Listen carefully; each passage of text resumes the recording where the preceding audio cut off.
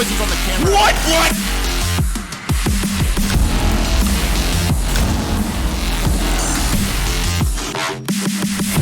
So good! But now all silence in a 1v4. He takes 2. Down goes both. Can he stay alive? He downs another 1v1 on the Kento, and he wins it! Cut this round out for IF. He gets 2. That's a defeat. That's huge. Mikey, no, oh my! On the drop. Where Subarctic is sprinting around desperately, and we're going to overtime.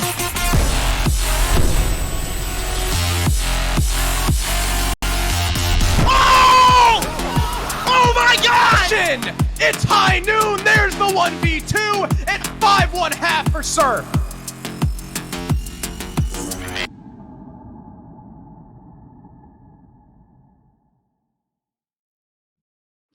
Yo. So that's the first time I've ever seen that intro. Shut up.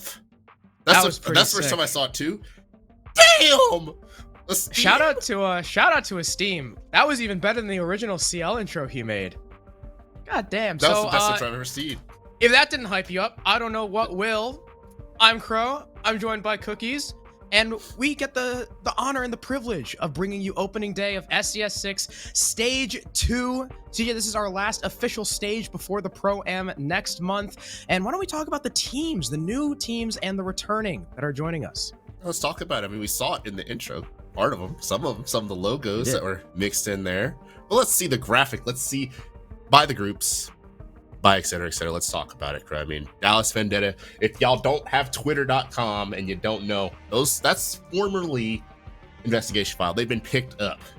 All right, now they're the Dallas Vendetta, and they are looking pretty darn solid. 2 new pickups, which we'll talk about a lot more later, but they're looking solid. Totally retooled roster. Achieve ESPORTS also retooled from Stage 1 Pro. The team, they didn't make it out of groups. Or actually, they did. They did by, because Aerial Arise forfeited. Yeah, Aerial Arise said, we're done. And they got it. But let's see, they can reprove themselves, right? This is a perfect opportunity to do that. They've got a new team as well, new pickups. Mm-hmm. And of course, joining Dallas Vendetta and Achieve Esports are last stage's champions, Wichita Wolves Academy, previously known as Surf Esports, if you were unaware of that pickup. So that's Ashen, Asian, Ambi, Spiff, and ReadSync, if the roster has not changed. And their first game will be up against Judgment Day. That's Jolton's new team. Who is it? Jolton, Arrow. I know Jolton and Arrow. Oh, there's a new name, Pro. There's a new name, an epic new name, Laban. I hope I'm saying it right. Oh, yeah, Logan. The Brazilian, right? Yep. That guy. I don't know if it's Lobin or Lobin. I don't know either. We're going to go with Lobin because that sounds better. But yes, that's another great thing about SCS. New names. Listen, that guy followed me on Twitter. He was following like 2,000 people. I was like, who's this guy? He's one of those. Oh, you know what? The other two are Riot and Bry. That's who it is. Yeah, I mean. And moving on to Group B, Wichita Wolves versus Aerial Arise. So Wichita Wolves have, like many other teams, 2 new pickups that we can go into once their play day comes around. Aerial Arise, that is not the Challenger League Aerial Arise because, well, they're playing with AUG. It's more of a pug stack. It's CZ, Valor, Wimpy, Rethinkin, and AUG. So Aerial Arise now has 2 different pug stacks in our league. Yeah, they've gone through the ringer with some moves, some money moves that maybe weren't money move in their favor. But of course, rebuilding phase or not, they're looking to be a threat in this group because you've got One Shot down there. One Shot, obviously, in the finals last stage came up a little bit short against Wichita. Well, what's now known as Wichita Academy, previously Surf. Nocturnes in stage 2 of their rebuild. They had to retool their roster after. I feel like it's been a long journey for them. They had to replace freaking Mo, they had to do this and that. And it's like, okay, well, we'll see what what the project's developing into in this stage in Group B. But I don't know. I don't know if between them and like the new Aerial and even the new Wolves, I have no idea who's gonna come out of their rebuilding phase the best. I feel like this is group rebuild. That's how I'll describe it. Yeah, right. Because we have 3 Challenger League teams and then 1 team with Challenger League talent. I think maybe we can even throw AUG under that banner as Challenger League level talent. But if we want to move on to the next group, Group C, our third group, not as many Challenger League teams, of course, as Group B, but still plenty of fresh faces, right?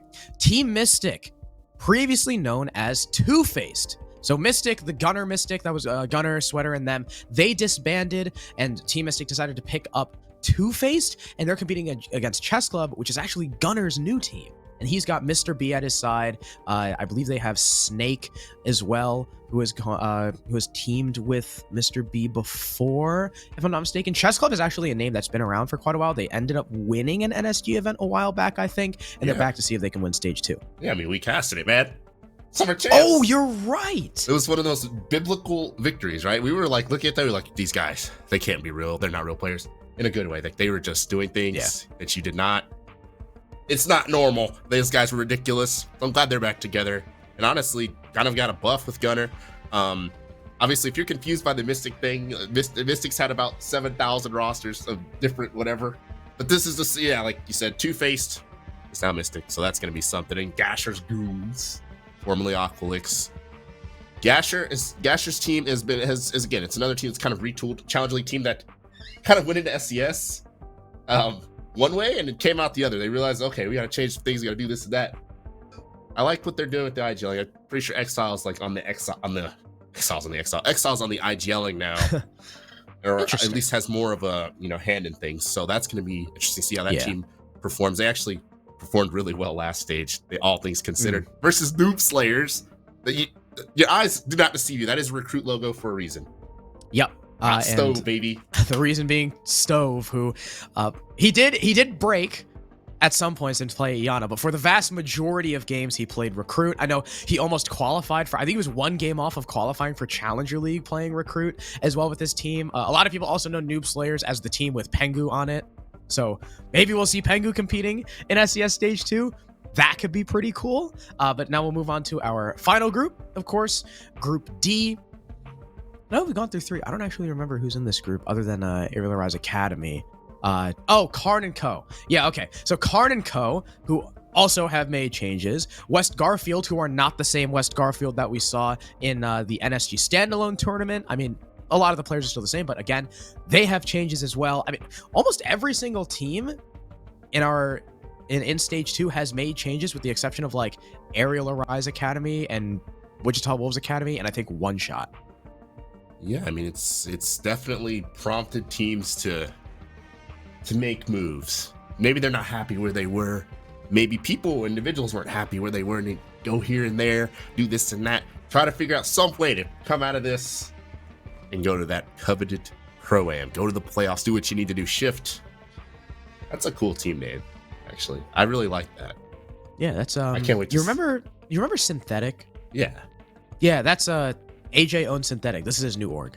So this guy knows how to brand. If we're talking about marketability, I mean, shift. Yeah, that's some good. I always made a joke that their logo should just be a big up arrow or a big shift key, but the logo's pretty cool. And that's actually that's XL Kami, of course, with Lava and Exo and J Slime, and they're also joined by another 2 new pickups. So now that we've gone through our groups, we can discuss who we're actually going to see playing up first. And they were the first match we highlighted. It's Dallas Vendetta up against Achieve Esports. Dallas Vendetta, again, being a team that has 2 brand new pickups. That seems to be the trend so far, as keeping 3/5. Inrio, Vivid, and Giddy, of course, are the returning roster. But with Aerial Arise no longer with us, the CL team, Kento, has actually joined the ranks along with Newers. So we've got one stepping from T3 up into T2, and Kento just kind of making a lateral move. I'm really excited to see them on the entry duo, as you see by the critical point. Hashtag new crew and Kento Kitten, as Rafi likes to call him. Can they give Vendetta the speed they were looking for? A lot of the criticism when it comes to Dallas and Vendetta was how slow they were with they were a very heavy flood team when it came to the execute, and sometimes that wouldn't work out for them because the other team, they would expect it. They'll be able to fight back in kind. We'll see if Kento and Newers can be that firepower that they need. And we'll also questioning the anchor play, right? Because before you had Vivid and Arrow largely on those roles, but if our information is correct, according to Inrio, he's actually going to be picking up Arrow's roles. Ooh, can we talk about that a little bit more? Because, when he was on That's KCP, a little bit odd, yeah. When he was on KCP, let me tell you, that made me angry sometimes watching him. And it wasn't even on a support role. He was trying to play like anchor and then like flex on attack. coming off of a hard Ashe player, Ashe and usually Iana. We might be I in don't for know. something. We might be in for something. It'll certainly be interesting, at the very least. It's definitely a different dynamic from what we're used to, and obviously, as we talk about Achieve next, perhaps Achieve. We're used to some of these players at this point. TPA and Morocco, they've been around Challenger League. They've been in SCS, right? Twizzler, he's one of those. He's one of the many Twiz we have. We have another Twist on another team. We've got Twizzler. Twizzler, pretty solid. I've seen him play quite a bit. Maxley as well. Maxley and X in the two new pickups we talked about in when we were discussing groups and whatnot. Those two, XM especially, he's got the Frenchy powers first and foremost, and Max, he types a lot, but usually he backs it up. Usually, and that's honestly what's really important. Will those two be able to live up to it? You've got every other Frenchie, usually they're good for dropping 15 to 20 XM. That's got to be you. Maxley, like I said, type away, but you better get your frags. And yes, of course, they still are returning 3/5 from the stage one team. So maybe they've developed some strategic depth. So maybe a map pool has been increased somewhat, because that's what they're going to need to beat a team like VENDETTA, because I can assure you those guys, they've got a serious coaching staff. That's a serious CL team right there that's playing for keeps. So if Achieve wants to win this game, if they want a chance at sealing victory, they've got to match that level of intensity and swagger that the VENDETTA are going to bring. I know, right? Not only was map pool an issue for Achieve last stage, but one of the common trends was TPA kind of being the win condition for that team. If TPA wasn't doing well, they really struggled despite pretty consistent performances from some of his teammates, like Twizzler, to name one. A couple of them would kind of fall off here and there, and if the entire team would usually be on the shoulders of TP and Twizzler. So like you said, hopefully there's a little bit more depth to them, and we're going to need to see that depth when it comes to the map ban phase. We can find out exactly where we're going to be going today. Villain Oregon already off the board, thank God. Chalet and Cafe are our first two maps, rounded out by Coastline. So quite the aggressive set of maps here. And I think this is where Kento and Newers are going to have the real test. Oh yeah, it's definitely going to get spicy. It's going to get hot. Like an order of atomic wings from like Wingstop or something. It's going to get really good. And it's definitely going to put these new rosters to the test. Both of them.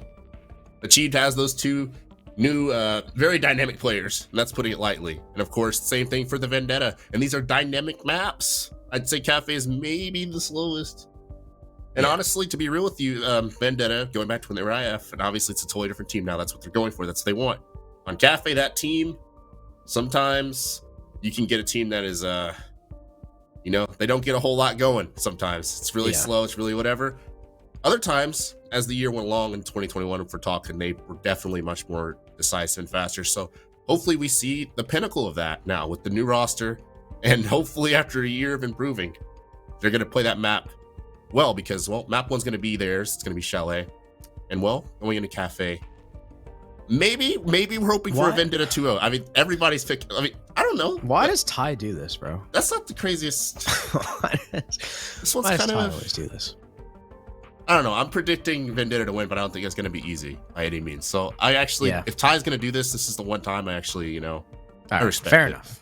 Fair enough. Respect. I mean, I do agree. I think there's definitely a distinct possibility of a map 3 Achieve.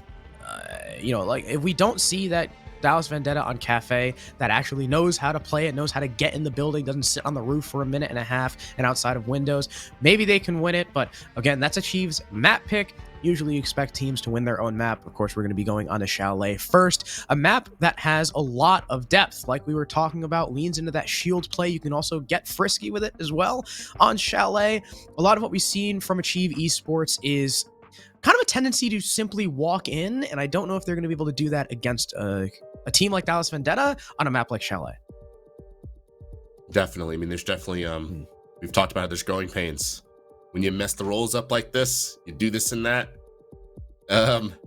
Sometimes in Rio, when he's playing anchor rolls, I'm gonna be honest, he gets walked in on sometimes.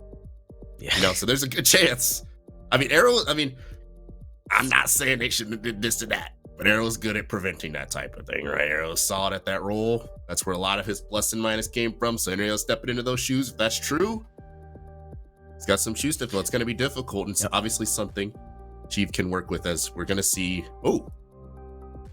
See this more often as Zofia, man. Maybe take people out of their element. I think that was a direct target ban to TPA, if I'm not mistaken, because TPA loves rocking that LMG.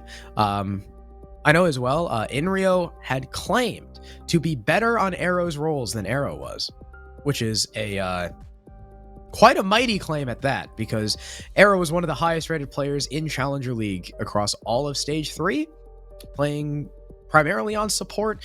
So again, you know, Inrio on a different role didn't do great on KCP, whether that was his fault mainly or the fault of, you know, weak IGLing, who knows. But we're going to see Inrio on another, you know, on a different role here again. Chalet is not a terrible map to be a support player on, though. My concern is, again, you know, Inrio's used to playing Ashe and Sledge. Is he going to be able to watch flanks? Maybe. I also really liked what I saw of him, you know, towards the latter half of the year as an entry player. So we see, indeed, he's going to be on Nomad. He's going to be holding flanks now. Regardless of what I liked and what I did see before, that doesn't matter anymore, because this is the new era. This is 2022. And they're playing it like it. So let's see. They're doing. I mean, you know, already we got. I don't even know what they're typing about. Neither do I. But I already see Dax in the chat. Let me tell you. You ever watched this guy before? I expect at least 10 messages, and they all chat. At least. But usually he backs it up. Usually. I feel like maybe it'll be him and Newers going back and forth. Yeah. That'd be I feel like that's probably the most likely course of action, but it's gonna be Bar Gaming here first for Achieve to start off their defense. Rather typical lineup. We've seen a little bit less Frost as of late, but Morocco is going to be donning her, you know, plenty of shields on the board. Curious that there's no smoke. I guess that's probably why they're bringing the Frost. They would rather have her than the SAS operator. Plenty of denial as well with that Wamai and the Jaeger. A lot of teams will rock the Aruni here too, you know, place her up towards maybe the library windows, library doorway, piano double as well, but Achieve figured that this is going to be enough. Dallas Vendetta do have plenty of burn to deal with it, though. Not only do they have 6 stuns, but they got 2 Gon 6s and 6 nades. Plenty of burn, plenty of utility to get the job done. That's a pretty ambitious shield from TPA. You honestly don't see that one every day, and you see XM playing really aggressively with the C4 as well. Obviously, there's Jaeger in my here, and they can hold this position decently long amount of time. But with only, it looks like 1 disc left, XM's going to have to drop off soon, but TPA with the first kill onto Giddy and a C4 as well. Meaning whatever they were trying to do with the clear actually didn't work out. I was going to say, like, you don't see people playing that corner for a reason. They get blown to Zimbabwe so easily, but the Jaeger and Romai, obviously, and the Zofia ban, keep that in mind. Yeah. Made that a lot harder to clear than traditionally, and, well, we're at a 5v3. Really early. Not only is it a 5v3, but you also take out 2 of those sets of nades before they really got much use. Not really the only guy with destructive power is Newers. Both nades and a Gon 6 in his pocket. We've already expended about 1:20, and Dallas Vendetta's initial clear stumped, has not really been able to step on the gas once again. I mean, Vivid's outside the double window, but he's not going to be able to do anything until his team clears in upstairs, especially because, I mean, Morocco's just going to be able to stare at that doorway, and there's nothing, or that window, and there's nothing Vivid can do except vault to his death if he so chooses to. Newers was just now going down to the basement, curiously enough, as Inrio walks into office. Curious to see what the Finka finds here. Maybe a fast blue push? Yeah, at this point, you're watching a bunch of guys back in the bottom of barricades trying to crouch walk and maybe catch someone lacking. Inrio, of course, trying to come in, maybe create some sort of stimuli for his teammates to make a play off of, droning or himself pretty much, because you see Newers, he's just trying to crouch walking around, hoping someone walks into his sights. You've got, I believe, the mute in the bar there next to the, yeah, that's Maxley. See if he can find an opportunity. Not looking like it. It's a 1 versus 5 for Newers. And, well, he gets poor timing here. It looks like, no, he actually folds Maxley, swings around and tries to get a shot on the player in the blue stairs, but I don't think that Achieve's going to give him this one. Crossfire from hell, and they take the first round in pretty convincing fashion. Yeah, that was swift from Achieve as well. It didn't like Dallas. It didn't look like Dallas Vendetta had any control over that round at any point. I mean, first of all, when they tried pushing Library back, you have TPA swinging on, I think that was Kento, to die first. The C4 was perfectly timed from Exum. And Dallas Vendetta, after they lost those 2 initial players, Seemed like they just didn't know what to do after that, right? All three of them were on opposite sides of the map. You had Inrio alone coming in through office as Nomad. I mean, you're not really going to be able to do much past Piano because the shield is their top blue and you can't do anything about that as the Nomad.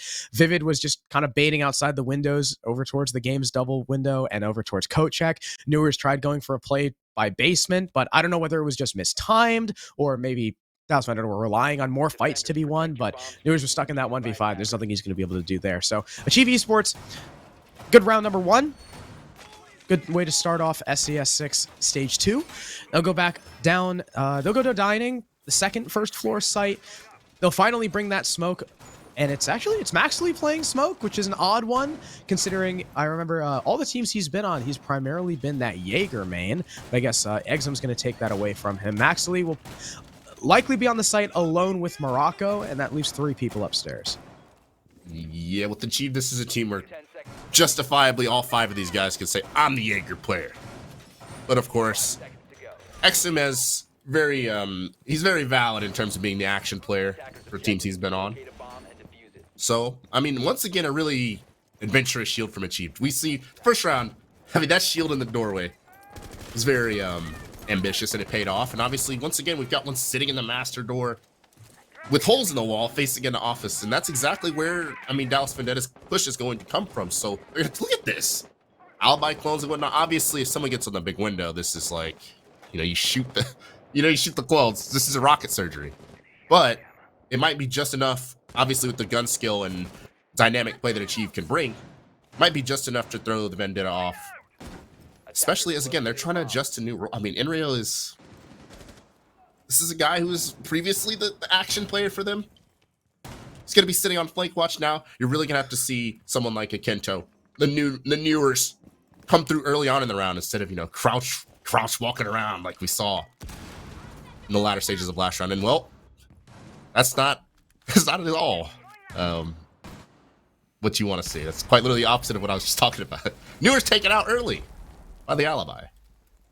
Yeah, I mean, we know TPA, right? He loves swinging. He's typically going to be the player on Achieve to go searching for those initial engagements. He swings on a Newers and takes out the Finka. That is an extremely good pick, and Exum destroys Kento on the window. And again, for the second round in a row, it's a 5v3 about halfway through with Dallas Vendetta. Their first attempts at taking gunfights go completely the other way, and they can't grab a foothold in this round at all. Now, those 3 players, look at this. Once again, they're kind of separating. You've got Sledge outside Piano, one all the way back towards like back fireplace. Inrio repelled outside master window, and he's going to quickly get off of that. Maybe post up on trophy or solar window. Dallas Vendetta, after they've lost these first 2 picks 2 rounds in a row, immediately become very disjointed. It's like having the tracks blown off of the tank at this point. Whole lot of dry peeking, a whole lot of hoping they can cut these guys off. Ario's actually not holding the trophy when he's on solar now, meaning those defenders are actually going to get away. Maybe if he had went trophy, there was a chance to cut those guys off, but instead they all rotate just that. Well, to trophy, laying under the trophy case, actually, even. And Maxley and West Main, a lot of entrenched positions for the defenders to kind of rely on in the dying 30 seconds. And this is something, again, going back to when they were IF, we're under 30 seconds now, and they're just kind of hoping for a miracle, whether they can actually find the defenders. Twizzler still laying under the trophy case. Well, that's going to be the prize. Kill for Giddy, but once again, we're at 20 seconds. Something's got to happen for the attack, and there's actually a flank coming through. Will Exum actually find the Haban? There's 2 attackers still upstairs with 10 seconds left. Missed shots. Exum just gets slammed by Giddy. And now with the Maestro in a critical position, all those bullets, he doesn't land a single one, and it's just Max. I don't know how Dallas Vendetta's doing it, but they are. They're going to win this round. What? 5 versus 3, and they basically flawless. After going down the first 2 players, they get the remaining 5 kills. Those first 2 players getting destroyed as well. I mean, that wasn't even... Those gunfights weren't even close, but then somehow Dallas Vendetta is able to adjust. I mean, we thought that the initial push from those last 3 was a mistake with Inrio not posted up on trophy, instead repelled out solar, but that last second vertical play from Giddy is what really won them the round, right? Twizzler gets taken out from above in trophy. Vivid gets another one through the floor. The flank completely whiffs. If Exum had just connected the shots onto the Zofia, they probably win that round. But Exum potatoing a little bit too much at the perfect time for Dallas Vendetta to capitalize. I think it was Giddy that grabbed the flanker, even though if he hadn't, the Hibana likely would have. They dropped the hatch, and the Maestro and the Smoke aren't playing together. They're on opposite sides. Morocco gets fragged, and Maxley has no response because he was busy gassing out, I think, the trophy doorway or the trophy window earlier in the round, rather than just having someone watch a 90-degree angle on. I mean, you could see that all the way from dining and punish anyone jumping in, but they decided to use smoke canisters on that rather than the hatch that they probably knew Dallas Vendetta were going to have to push through because of that low time. I definitely think it just came down to some... Sometimes you just have some whiff R6 going on. Exum, of course, maybe fired a little too early. Maybe missed a little bit of this, a little bit of that. Jaeger's... It's not 2018, right? He doesn't have the ACOG to reclose and easy mode. Sometimes at that range you miss slightly. That round could have been totally different instead. I mean, that flank just doesn't work. And then Twizzler, I'm not gonna lie, Twizzler's laying under a shelf somewhere.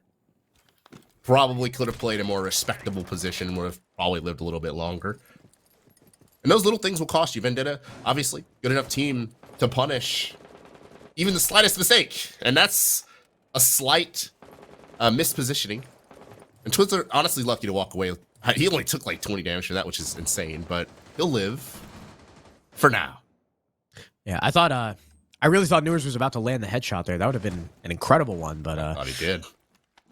Unfortunately for the attack, Twizzler will survive for now. He didn't pose much of a problem last round, but if he plays a little bit smarter, maybe you can capitalize on that C4. He's upstairs once again, joined by Exum and TPA on this roam. The roam that started off so well for Achieve Esports. I mean, hey, if they just do what they did last round and not get over eager, that's something I was saying during the Purdue LAN, right? For collegiate, never flank with man advantage. I don't know why teams do it so much. I mean, especially because when you're flanking with man advantage, that means someone on the attack is going to be dead. And that means someone's going to be watching flank cam, so it's even easier for you to get caught. The most successful flanks we see at this level of play, at T2, even sometimes T1, is when all 5 attackers are still alive for very good reason. Again, because there's no one actively, or sometimes there's not anyone watching those flank cams. So Achieve Esports, I mean, that was another mistake. Not only did Exum potato, but maybe you saw as well, the sledge was already moving towards his position, so maybe he would have died anyway. Well, going into this round, we do have slightly, honestly, much more well-prepared push. Enreal on the big window much earlier on, obviously, is pressuring, forcing TPA to play this a lot more respectfully. He's not catching anyone lacking, as he would say, this time. And once again, though, I will say there was no one on the trophy window, so they're allowed to rotate away. But they do catch that kill in the TPA. Alibi, who was playing in Master, finally gets taken out. It looks like with my guess, an extra 10 seconds compared to last round, they get a lot more time to work with the vert. And obviously, when you get wall bangs like that, that's even more helpful. Looks like he might find another. The smoke gets tagged up. The Maestro goes down. And well, we're in a 2 versus 5, and it's looking like the Vendetta have found their footing, especially attacking this site. Just Max left. The smoke on the half wall. And honestly, he's dead a million times over. Flashed, everyone above him, no chance. Dallas Vendetta's clear. Much better. It's much more better. Efficient. I don't know if I would say, I guess it wasn't slower. I feel like it's not that it was slower or faster. It's just that the total timing between all 5 members was better. Proper positions were being held. I mean, TPA overstayed his welcome and got cut down. And as Dallas Vendetta moved through, I mean, big ups to Newers for not only getting that wall bang, but also catching Morocco on a massive misposition up on that half wall. And from there, Dallas Vendetta, I mean, they didn't lose a single body. Even, if they were pressed for time, a simple collapse on site would have likely won them the round by virtue of sheer manpower. But now we see Inrio off of Nomad onto Nook. Maybe playing, again, if they expect it to be a bar defense, that's the site where Nook is most played because she likes pushing up blue stairs pretty fast. That is what we saw Inrio try to do when Dallas Vendetta were in the... that's what we saw Newers try to do when Dallas Vendetta were in the 3v5 on this site last time. Maybe Inrio's figuring he's just going to do that early.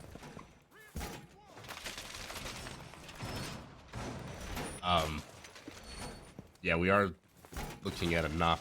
You know, I mean, I think I said, I remember watching a Challenge League broadcast. It was like Okami as Raffi playing Nook, I want to say. And I tried to make the argument for it that, you know, all these different staircases and whatnot, there are 3 of them. And the basement is obviously very vast and expansive. A lot of entry points for someone to crouch walk in and perhaps ruin some. He even has a silent. This guy is going full SOCOM, like Ghost Recon right now. Look. And he's going to go from the front door. Honestly, that's also really good. He can walk in lobby. He can just walk up the lobby stairs. That's 100% a play on against the library hold. So that I like the Nook. I like this play here. Oh, and we're going to see just that. TPA's not watching it. It looks like this kill is actually to walk up the main stairs rather than into sight. And hey, if you don't want to clear the 1 with utility, this is the best way to do it. Down goes 1. There's an instant refrag, but you still take out a key player, and Maxley will get traded out. Now the only player left upstairs is Exum. Newers will go down to Twizzler, who's still upstairs, but still, Dallas Vendetta is clear. Much better. Twizzler will fall as he stays on top blue. They've lost Library because of Exum's fallback. That exposes the Jaeger. I'm not sure why Twizzler kept his position there. And now Exum is the next to die. Morocco in a 1 versus 3. He does down Vivid, but that's probably not that big a deal considering Morocco's all the way in lobby. Or sorry, Morocco's all the way by dining. That's Gideon lobby watching the flank. And Dallas Vendetta, after a big play by Inrio, is going to take that round. That was just a really strong play. Obviously not something that will probably work again. And the fact that Max was actually ready for that and traded it was ridiculous. Honestly, Enria should have had 2. Look at this. I don't know how Max snapped onto him, but obviously Newers was there in a trade. That's just really good team play. A really good call and really good use of an operator that is seldom used. Obviously, because it's gimmicky. Like, you're not going to do that 2-3 times a game. But one time it works. It does work, and that's tilting, especially since they're changing the site now off of that. They probably feel like, what the hell, you know? So they're going to switch sites to arguably a bit of a struggle of a site sometimes, depending on the bans. Honestly, with Maverick up, did they just anticipate they're going to go basement? Probably. Inrio 6 is to Mav, and I was going to say, like, Mav, like, oh my god. Sometimes, you know, on this site you can use, like, caves and whatnot, keep walls open, do whatever, but people can just Mav the walls. They probably saw the Mozzie Mute Vigil and were probably like, oh, they want to roam really heavy. What's the best site to roam, or what's the site that relies on that really heavy roam? Basement. Good deductive work from Dallas Vendetta. Inrio is going to be able to walk over to Snowmobile Garage, open it with Mav in like 45 seconds, and then completely take away a bomb site from the defender's control. That completely restricts, not only, usually you don't see the plant going down there, but it is good to open and sit someone, because now you completely restrict the defenders to Wine Cellar. And if anyone happens to cross through blue under your watchful eye, then at least your teammates will know about it. So that's kind of the one weakness about Garage, is that if your roam doesn't do enough work, it's really tough to defend. Absolutely. Well, you called it. Inrio is already going to torch that wall open, effectively making the site very uncomfortable. Doesn't look like they're actually going to open that to walk through, at least not yet. Obviously, they can get rid of the claw. Gunfight's coming out early, though. Newers, who's been on fire through this window especially, gets a nasty shot on a TPA. That's the Oryx, one of your roamers that is obviously meant to be doing that to the attackers. Well, he's the one who's going to be the victim early on in the round. So that's a strong weapon. That's a mobile operator taken off the board. That was also an incredibly impressive shot from Newers. Yeah, I was going to say, like, with Oryx, you can do a lot of... You can traverse... Oh, my God! Wow! Everybody's Back to back. Holy crap. All right. I guess Twizzler is clairvoyant. Destroys Giddy on the Mav holes, and that's kind of also why you want to open the wall fully. It's a weakness we see sometimes with the one line peak holes, is that it's pretty easy for the defender to predict where they need to pre-fire, and you don't really have to expose yourself as much. Kento, though, does answer back onto that Cade with a frag grenade. This wall has been opened by the Hibana, so Wine Cellar is ripe for the taking. Newers, that must have been another incredible shot all the way down into Connector. Will land it onto Morocco. Now it's a 4 versus 2, and look, Maxley and Exum have to come back to the site from upstairs. Exum is by main. Kento could easily swing around from blue and get the kill, but but he's got to have the info first, and it seems like he's got it. There goes the Vigil. Maxley's now alone, and he looks the complete wrong way. Newers grabs a 3K, and we've now got 4 rounds for Dallas Vendetta. At the very least, they have won the half. I think we've answered our question. Our critical point question, at least through these first couple rounds. Will Newers add to the speed and dynamic levels that this team needs? Well, yeah, I would say so. This is something this team just, and at any point they just did not have. I'm not saying this is Arrow stinks, okay? That's not what I'm saying. But obviously, the Ash main that can just one-tap people and blow them off just blast their faces, you know, to start rounds. It's pretty nice to have, and something they did not have, straight up. So it's definitely the difference in a lot of these rounds. And the one round that Chief took was when they were able to shut down Kento and Newers. Otherwise, it's just been all Vendetta, especially just in multiple different ways too. I mean, they're getting hit with late round heroics, the Nook play early round from Enrio, and then of course last round, just a little bit of everything. So I don't know what Achieved can do in terms of an answer. But they're definitely in a pickle going to the last defensive round. Yeah. Other than round number 1, which was pretty horrendous. And then the start to round 2 also not being great. I like how Dallas Vendetta is playing so far. I like the new DV. Of course, we haven't really gotten to see quite yet how Enrio's doing on his new role. I mean, he's 4-2, so he's been able to find kills, but Achieve really hasn't been going for like those flanks, those aggressive runouts, so we can't see quite if quite clearly if Enrio is really watching those flanks adequately. You know, sometimes the drones are a little bit hard to track on the map so far, but I'm going to assume he is, since Dallas Vendetta are up 4-1. Newers as well, being that first guy in the building. I mean, he was landing beautiful shots in the previous round. He's 7-2 now in only 5 rounds. That's pretty nuts. And Achieve are going to go back to Bar. This is their 3rd time defending this site. I guess they don't have to worry about Enrio walking up main stairs as that Nook, but now, what Dallas Vendetta kind of lacked in that previous attempt in round number 1 because of the early deaths of Giddy and Kento, they've got redundancy with Enrio, and they don't even need to clear for those Flores drones to go in. I think Enrio's definitely playing more of a flexy flank watch. He's kind of playing what he desires, at least on this map. The Nook, the Flores. He's kind of playing everything. Exum gets a lot of damage. I don't know if that was an Ash Charger or what. He's still playing this tucked corner. This worked. This is the one round that you got. Him playing tucked in this corner. That was a nade from Giddy, I think. A nade. So yeah, it's like tucked in this corner. They did find a lot of success. Vendetta struggled to clear this, and well, it looks like some things never changed. They're still struggling with it. They lose Giddy once again, trying to deal with that Goyo. Obviously, he's dropped off by now, and TPA is still playing near that fireplace aggressively. Wondering if he's gonna consider getting out of there, or if he's just gonna play for the final stand. It's been an action-packed opening minute. Yeah, and actually for the first time, CJ, fun fact, on round number 6, we see the first time someone on Achieve Esports other than TPA is involved in an opening engagement. Interesting. Yeah, TPA is 2-3 right now. So unfortunately, he's -1 when it comes to the entries, but he's going to give it to Exum, and Exum does win his fight, and that's Sledge off the board. That's a big operator on Bar. If Dallas Vendetta take this top floor control quick enough, you also take away a set of nades. Maxley is not playing behind the shield. Instead, he is just kind of walking around Ivy, but it's TPA, the other MP5, to take out Kento. Now you've lost your Finka right after the boost too. Again, a lot of destructive power gone, but look at Newers just crouch walking in, but he'll take the fight against the Jaeger. His position is now known, and the Ash will fall off. There's way too many angles for him to have to worry about, and Maxley pounces on the Flores. It looked like he was unknown in Ivy, and as the Rotero drone gets sent out, that leaves Enrio exposed. It's the perfect opportunity for the Malusi. Now it's just Vivid and Newers. They already knew that this Ash wanted to push in fast. Vivid as well, they likely hear on that rappel.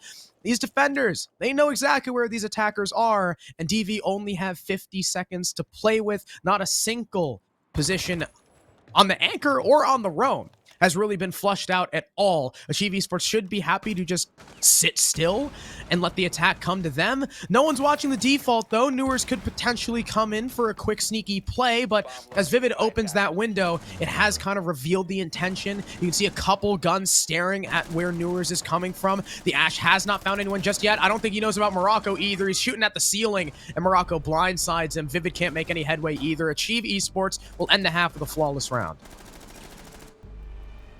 You can tell when Achieve plays just with their absolute iron grip on a certain position. That's where Vendetta struggles against it the most.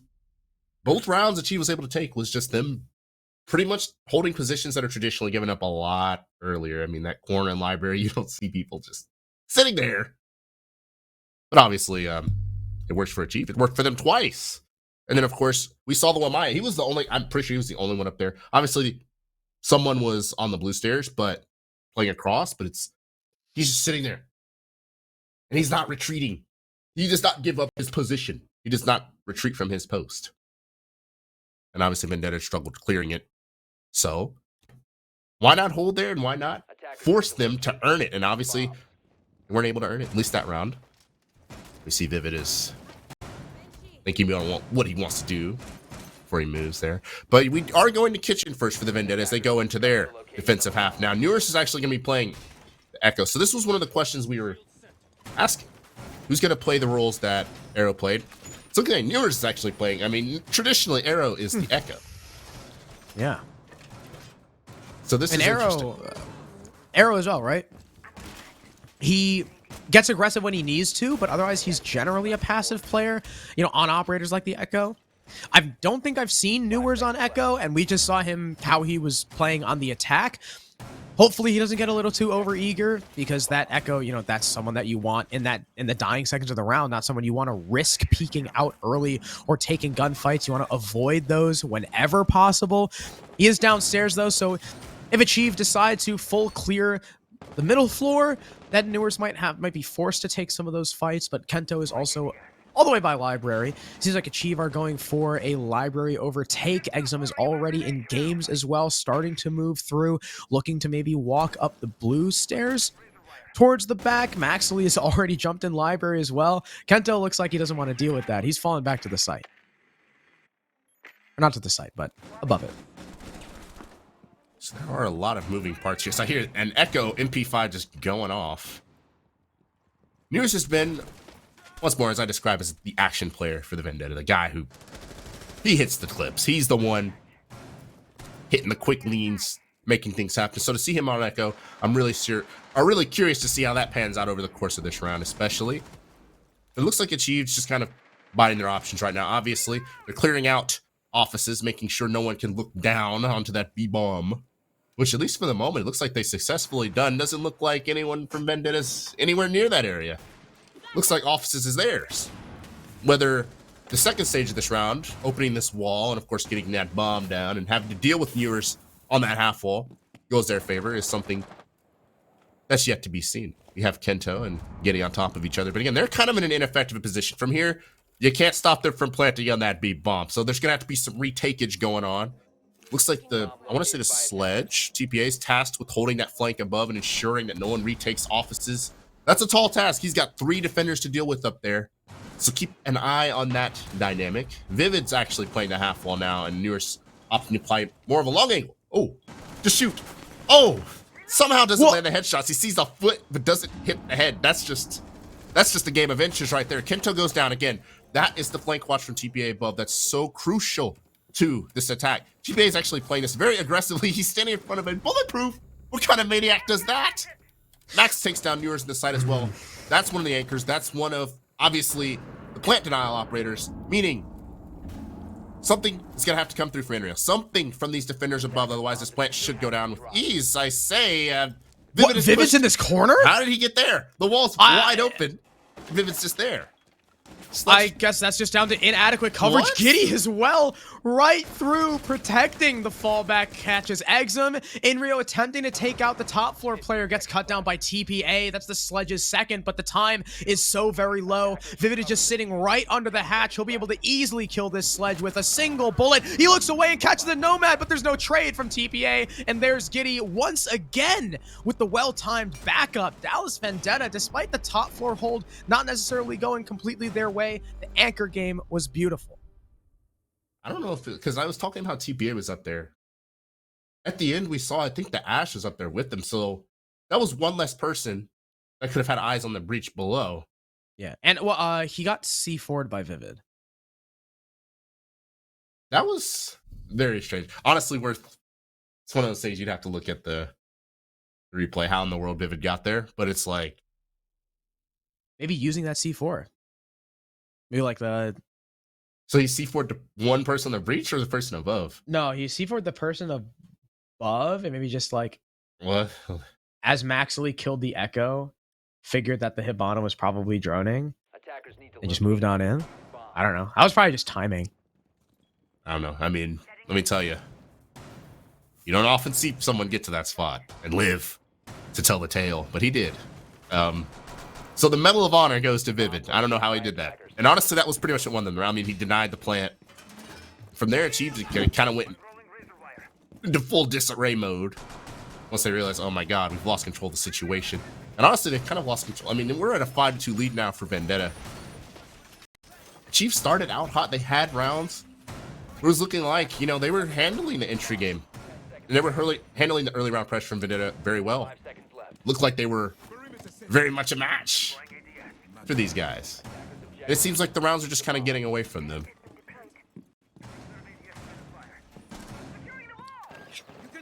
We'll see if Achieve can do any better on this top floor clear. I mean, Dallas Vendetta have always had a pretty decent anchor game, so it's not surprising to see Vivid and Giddy clutch up like that. I will say, though, I think one of my fears did come true with Newers, re-engaging that Iana as Echo. Probably didn't need to do that. They lost the Echo really early on. I mean, they didn't end up needing it, but that's not really the point. He do spot out Inrio in Chimney, so despite him playing flank watch flex on attack, he'll still stick the Jaeger on defense. That's an operator that Inrio has played for the last, like, 2 years or so. But he won't play it this round. Morocco finds him very early on. Your Chimney player dead without a lot of utility used, I think, from Achieve to clear him out. Very interesting. Oh, what? I was gonna say, the clones always scare me. Iana's been out for like a year now, and I still get scared by the sudden movements into the site and whatnot. We see Kento going for an aggressive play near offices. I'm sure TPA has Epic Gamer headphones, and he's going to hear this. Surely. Yeah, that's going to give it away, and well, he's not going to get that kill. Kento, that is. TPA still holding this library, or rather that office balcony window, though. Wondering when the next step is going to come through for the attack. When they're going to finally begin truly establishing this control. Because Newers is still here. Even though Enrio went down relatively early, there hasn't been much of a follow-up after that. Concerned about intel on the stairs. Maxley's going to try to make something happen through the mudroom, but as I say that, a lot of Dallas Vendetta players go down. The kill feed is just orange, and it's just Giddy with the stubby out, obliterates Maxley, but unfortunately does not have the ammo, does not have the knowledge of the situation to deal with the remaining attackers. That was pretty funny. It's always funny on that shotgun. That one and like the super shorty. Someone gets blasted by that. Maxley looks like he got clotheslined. Yeah, like he got laid out by like a 300-pound linebacker. But that clear from Achieve Esports, very well done. I don't know how Inrio died. Maybe just peaked and lost his fight, but I feel like that was the linchpin upstairs. Because as Maxley, you know, we were watching the Iana try and make a play through coat check. Those upstairs attackers from Achieved simply moved on in, got 2 kills for themselves, and left Dallas Vendetta floundering on the middle floor. So not quite sure what happened upstairs, but Achieved did a good job of dealing with it. Wish you could have seen what happened, but oh well. Dallas Vendetta do go back to bar, so maybe we'll be able to see how Achieve Esports got that clear. Did it so successfully. Probably just a really good timing push I mean, obviously without Enrio and Fireplace, holding blue becomes a hell of a lot harder. People can just walk up on you, so probably what ended up happening there. I expect the Jaeger will live a little bit longer this time. Or I hope. I don't know. Or, Yeah. Who knows? Maybe Achieve will walk in even faster and kill everything. In Rio, it's also interesting that Dallas Vendetta are only bringing a single shield for this bomb site. I mean, that's why you see Frost played a lot of times in combo with the smoke. That's why you see Goyo brought here. The shields on Chalet, I mean, Chalet leans into that play on really all of its bomb sites, bar being, I would say, maybe the most prevalent when it comes to that shield play. So I don't know why Dallas Vendetta were only bringing the one, especially with Malusi. I don't know. I feel like a shield might be a little more useful there, especially for holding Chimney. I mean, Inrio got taken out pretty fast last time. You know, it would probably increase his lifetime there. A shield. But Kenta really does love his Malusi, even going back to his Aerial Arise days. That is true. One of his most picked ops, if not the most picked. The guy just loves it. And obviously that bulletproof's pretty important on that Fireplace Staircase. Huge proponent of information when you've got to deal with the Valk fan, so I don't blame him. Okay. We do see the Aruni instead, and whether that is something that can keep Enrail alive longer, depending on where they're placed, is something to keep an eye out for. But honestly, we saw a lot of Achieve players. I mean, they were on that. They were on like the lobby window. What? And apparently they're just walking the library as well. All right.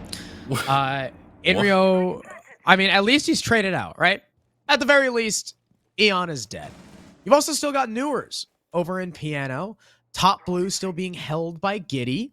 Achieve Esports don't have full control of this top floor just yet. But I mean, like I said, right? Sometimes Achieve Esports, they like to just walk in. And it worked out for one kill. Exum as well will take out Giddy, who is still top blue despite there not being any library control. That's a little tough to hold. And Kento attempting to retake will be Exum's second victim. Now it's just Vivid and Newers. I mean, Newers is still upstairs. No, he's actually dropped the hatch, attempting to flank through lobby. But in the meantime, his teammate gets taken out. Newers sure gets one, but he can't find any others. Achieve take round number 9 after yet again a pretty decent top floor clear. So Dallas is looking for answers now. This kind of got obliterated on that site 2 times in a row. It's gonna surely force a site change now. Up to Kitchen, where maybe they could get to match point, because now Achieve is showing some kickback. They win that site 2 times, and suddenly we have ourselves a ball game. Seeing the echo again from yours. It's the same philosophy. And honestly, I think last time, there's a good possibility Achieve could be leading right now if they had closed out that first dining round that we got in the first place. Yeah. I think they played that perfectly fine. They pushed them out of office. They dealt with the echo early on, or the echo dealt with himself, however you want to see it. They just let Vivid move into a position, honestly, you're not supposed to be able to move into. And that was kind of some heroics. Otherwise, we could be looking at 3 rounds. It could have been 3 rounds for Achieve. So there's a really good chance that they can tie it up here, assuming Vendetta obviously makes the same mistakes or plays the lore of a soft style defense. They didn't really contest offices all that much. They played for the retake, which is respectable. Nothing wrong with that. I hope Newers doesn't overpeak his echo again, though. I mean, we saw last time, even with Achieve not playing the latter half of that round great because of Vivid's position. Even if Vivid hadn't made it there, the Echo could have still found a lot of use. You saw how low the time went down once the initial planter died. Hopefully Newers, and a little bit more longevity for him as he and Giddy top the scoreboards right now. 9 kills apiece.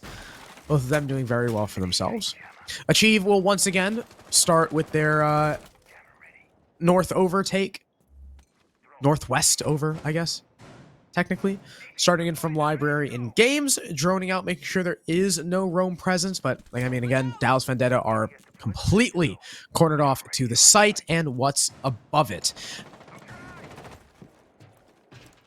Looks like Exum's concerned about something. What is he pinging? I don't know. There's no Valkyrie, my boy. Maybe he hears an echo drone and he thinks there's one there. That could be it. Maybe he's just hearing his own demons. I don't know. Whispering to him in French. Two bulletproofs up here, though. So you can see, obviously, they do bulletproof change combined with the lack of Valkyrie. Forces teams to get creative, forces them to do things like rely on a lot more bulletproofs, which is obviously very effective. So we see, once more, we're going to open up that lobby wall. We forced the Vendetta out of offices. Now we need to go for this plan. We see Echo once again pushed up very aggressively, looking to take fights and instigate on Echo. While Vivid sits on the cams. Seems like that's backwards. Yeah, it's really dangerous for Newers, especially as he was getting repeatedly droned out. Luckily, he will back off for now. There might be a frag grenade with his name on it as it sails in, and it does a whole heck of a lot of damage to this Echo. And Newers is still trying to peek in. He'll narrowly avoid that second nade, continuing to watch these Hibana holes fighting against the sledge of TPA, it looks like. Look at Inrio. He's upstairs and he's retaken into office. Nothing's stopping him right now. Free to just make holes through the floor to watch where the breach is from above. Everyone from the attack will have to be forced to look upwards, and even then, that's a tough fight to win. Vivid still safely sitting behind plant while the Sheev haven't done much to clear these anchors out or flush positions because they never fully push in office. That means there's no vertical play. C4 goes out from Vivid. It doesn't deal a whole heck of a lot of damage. I think a little bit to TPA as Giddy got lit up as well. But again, the biggest problem is going to be Inrio. Newers, though, despite the low HP, gets 2 on the max in Morocco. He's only 1. You only need to land 1 bullet, and still the Echo persists all the way back in Kitchen. TPA will find the first trade of his team onto Giddy. Twizzler going upstairs late gets found by Kento, and Exum is looking the wrong way. That's an easy one for Vivid, and TPA has no idea where Vivid is, even though he's in the exact same corner. Inexplicable. Not only did they played it perfectly fine previously, but going into this round, they just they let the Jaeger walk in offices and hold the breach above, which was, I don't know, that's like that's the number one thing. That's why you clear Northwest over, as you said. That's the number one reason you do it, so they cannot look down an office onto your default play. I mean, so objective number 1 failed, right? And then it's like, I'm not sure what the Ash is. Ash is like West Main, but not hopping in until everyone's dead. I don't know. That was kind of some bait R6 going on there. Honestly, if you'd hopped in, might have had a chance. But you can tell the intel game wasn't really that good either on the site. The Ash is just kind of looking everywhere, breaking her neck, looking left, up, down, left, and right. Doesn't even know where to look. And Vivid's still objective number 3. Vivid is just in the most ridiculous spot ever again. So that's Tilter if you're Achieve, because it's the difference in this game. If they play the objective properly, if they PTFO, they could have been the ones leaving, or rather leading 6-4 right now. But instead, it's the complete opposite. Those 2 kitchen rounds have been the difference in this game. We see wow, that's a funny bulletproof. It's like in the refrigerator. We're now going to the basement, which is not a gimme whatsoever for Vendetta, but they are on that match point position, obviously in a really good spot. Excited to see Dallas Vendetta's roam. Inrio is back on Vigil. I mean, like we said, he might be playing a soft support flex on attack, but he's still getting aggressive on the defense. You got Newers on Aruni as well, now 11 and 6. Axley's drone is thinking about checking blue, but for now, Giddy remains unspotted. Well, never mind. The Cade pushes up and claims the life of that drone. Inrio has been... I don't think we've seen Inrio stop moving this entire round so far. There's even there's a defender prone in bar stock. That's Newers, who's now going to look to challenge the window and dumpsters Morocco. The Hibana dies. That's your hard breacher dead, the only one on the attack, and Case across the map from anyone else. We see a whole lot of just sprinting in from Achieve. And Inrio will gladly take those. I'm not sure what the game plan is. Walking their Hibana. I mean, why is Hibana even there? Do they know this site is basement? Eyes. The wheels got baited. The wheels have officially come off the cart for Achievus. they're pretty much staring down the barrel of defeat, barring one of the most biblical tosses, the 5v2 for Vendetta. Quite literally, all they have to do is sit in a corner. There can't even be vertical play made from Achieve. So we're just going to have to watch the slow, painful death. Map number 1. Yeah, Enrio gets another. Max sitting on the blue stairs. Oh, gets a kill. May get a second. Enrio narrowly surviving. Impact flying out though, and the Pokeball, a fitting end to map number 1.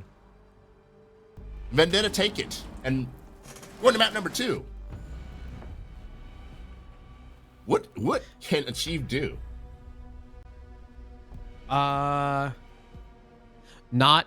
walk in like that. I don't know, because yeah, that to me is I'm not gonna say 6. I'm not gonna say, you know, they gave up or anything, but definitely looked like they ran out of steam there at the end, and that's putting it very politely. I don't know what that was. And I mean, we already saw Max Lee drone out the Cade, right? Like bottom blue.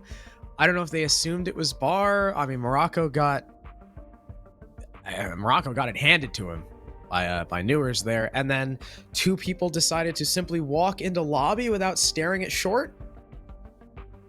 It looked very forced. I don't know how else to put it. You know, I'm not trying to say they just tossed it around. You know, I'm trying to say like, oh, they didn't really have a plan. That looked very forced. Like, oh my god, we lost the same round 2 times in a row. Then they go into the last round of the game. It's like, just run in, bro. I'm tilted. That's what it looked like. And I don't know. Going to Cafe, it is their pick, but doesn't bode too well. Harrison doesn't bode too well. Yeah, Chalet, tough nut to crack for Achieve.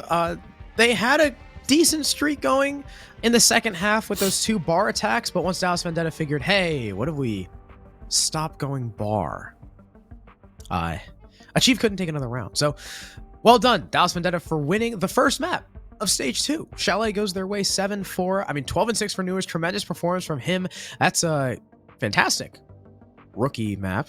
2.0 KD, near just over a 1.0 KPR. But before we head to a break, we need to thank one of our partners, Mike and Ike, who has been with us for oh so long, even before NSG was partnered with SCS. You can get yourself a pack of original Megamix or now Megamix Sour and power up your candy game with a pack of Mike and Ike.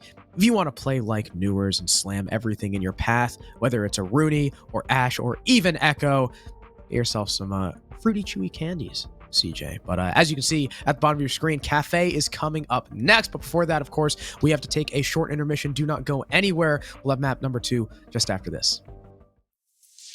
Have to get aggressive. Reese looking for it, and Hill got it. Have to push for the kill. Have to kill the Maluski. Transfers on 1-3. What a passion! It's high noon. There's the 1v2. It's 5-1 for Sir.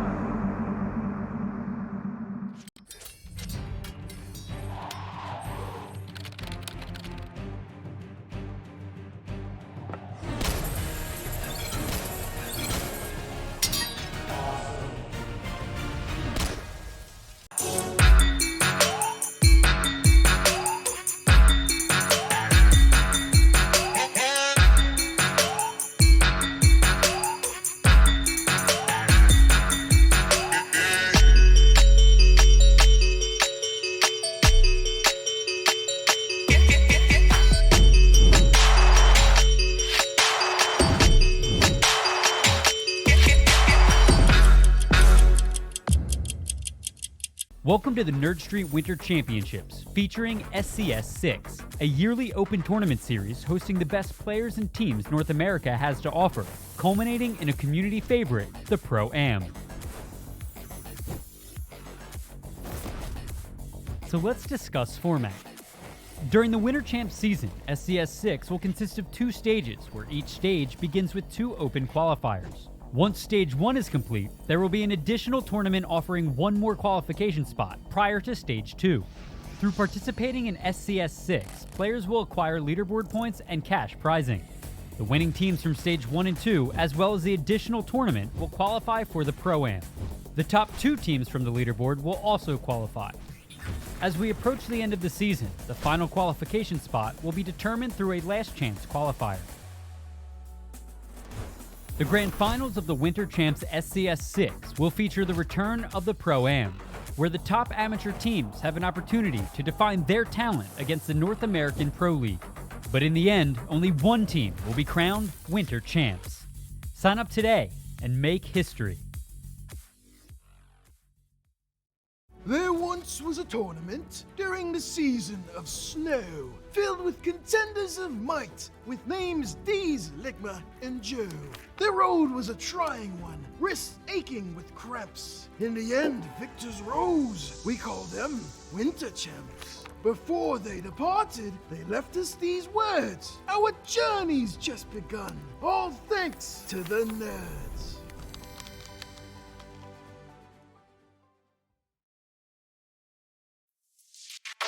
Aggressive, Reed's looking for it, and he'll get it! Have to push for the kill. You have to kill the Maliki.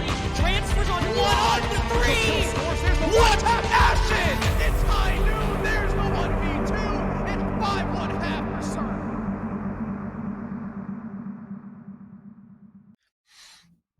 Welcome back, everyone. If you missed the first map between Dallas Vendetta and Achieve Esports, well, it was Chalet 7-4, the way of DV, who are looking new and so far maybe improved. The new crew was in full force today. Indeed. I was very impressed with what I saw. Honestly, the first couple rounds were pretty poop. In Vendetta, I was like, what? Those first two, it was like, I mean, literally, I was like, oh man, Nears and Kento gotta go huge. And then they both, like, they're just getting slammed, start the game. And then obviously took control towards the end. Got their frags. Did what they needed to do. And as a team, Vendetta looked a lot more dynamic. They look a lot. They said they wanted to play faster. They wanted to play with more power and intensity and violence. I would say they're doing that. Yeah. I think a big point to mention as well is now it looks like the main man sitting on site with Vivid looks to be Giddy, at least for now. So at least in this map, their anchor game hasn't taken a hit. Star player of the map, of course, going to be Newer's 12-6, 2-1 on the entry, followed very closely by Charles Vivid. I mean, we always talk about how he is an incredible support player who's still able to find the scoreboard, proving it here once again. He had two standout rounds, actually both on his dining defenses, and of course, Inner and Giddy doing well for themselves as well. Absolutely. Charles Vivid, I don't know how he does it. I don't know how he got into those positions in dining. I think that was pretty much what won them the game. It was the decisive difference. Yeah. In the map. We have a 3-round difference. He won 2 of them. Pretty much. So that puts it in perspective what Charles does for this team, right? So going to Cafe though. Chief. I know I feel like they picked it for a reason, Crow. What will that reason be?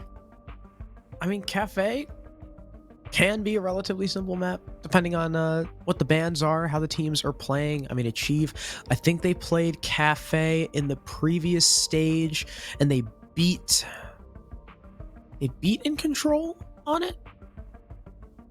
I think I'm remembering that correctly. Someone can probably fact check me on that. I know they played it against In Control. I just can't remember if they won or lost. So we already know that Achieve are willing to play on Cafe. We'll see which version of Dallas Vendetta we see, though, because we have seen some high ups and some very low downs on this map from that team. Of course, they'll be starting on the defense first since they got to pick the side, and they will start with the first ban. It will probably be Thatcher, maybe even a Zoe again to target ban TPA. I mean, that's a distinct possibility. She's a good operator on this map, but no, they'll stick with the Thatcher instead. And I'm sure TPA is very happy to have that operator back in his arsenal. Knock on wood. Unless the other team bans it. Unless his own team bans it. You don't know. Just kidding. It's going to be Flores. Flores, obviously effective at clearing those power positions in Freezer and Pixel and stacks everywhere. Flores is ridiculous on this map, so banning him out, very sensible, very logical. Mira as well. Mira can create some crazy sniper lines on the top floor, especially. Yeah. And obviously the top floor has multiple layers to it on the middle sites as well, because you can have roams with Mira set up there. And Valkyrie, of course. I don't recall the last time I saw Valkyrie, so that should put it into perspective. Been a while. Yeah, Valkyrie is one of those operators where, unlike a Mira, right, when Mira's left up, a lot of teams will still kind of shy away from her because you have strats with Mira, strats without Mira, and at this point, a lot of teams just always scrim with her banned. But the Valkyrie, on the other hand, is a very easy operator to slot into any team composition just because she is so impactful. You can really lose any piece of utility for those cameras because, as we know, in this game, intel is king. Bar is going to be the first site for Dallas Vendetta, and you can see they're leaning a little bit into that shield play. They don't have as many shields themselves, but they certainly have a lot of denial. Definitely. Theme from last map is coming through once again. Jaeger, Wamai, Aruni. Of course, just one shield on Vivian. You're not going to see the Goyo come out. So we're going to see that Maestro, the Enrio Maestro. Now, I'm going to tell you right now, I've seen good things with that, and I've seen some pretty bad things. Last map, you know, Chalet is a little more fluid in that you can play. You can kind of play, you know, the Jaeger and whatnot. Get away with it. But I really want to see what Enrio looks like when his athleticism has taken a hit.